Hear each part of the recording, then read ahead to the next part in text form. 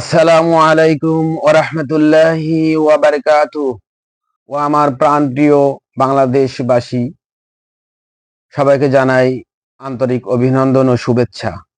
সেই সাথে বাংলাদেশের বর্তমান যিনি সেনা প্রধানের দায়িত্বে আছেন, তিনাকে জানাই আমার অন্তরের স্থল থেকে ভালোবাসা।